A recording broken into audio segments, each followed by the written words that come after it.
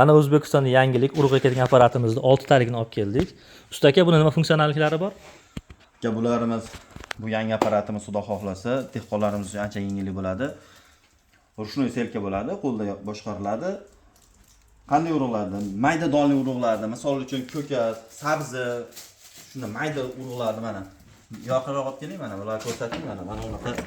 Mana o'zini selka shunga tushadigan donlarni uyalab, donalab. Buni har xili bor ekan-da buni. Har xil nasatkalari bor. Bu tomonni ko'rsating. Eng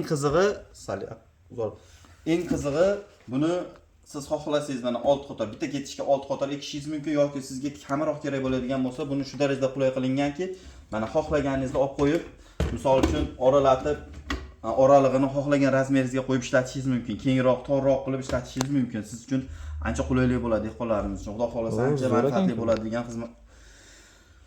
Bittamiz, xudo xolasa. Zo'r ekan. Demak, xohlaganda razmerda nastroyka qilsak bo'laveradi. Mana orqalarini ko'rsangiz, xudo xolasa o'zini orqalarini yopib, xudo xolasa chiroyli qilib, nima deydi, yopib, ko'mib ketadi. Zo'r ekan ko'mdi.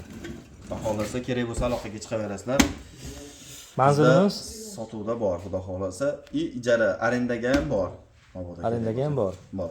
Taxminiy narxlari qanaqa arendamiz? Taxminiy narxlari xudo xohlasa bugun chiqarib tagiga adpisaniyaga yozib qo'yamiz. Bo'ldi. Kimga kerak bo'lsa shunaqa apparat, aloqaga chiqaverasizlar.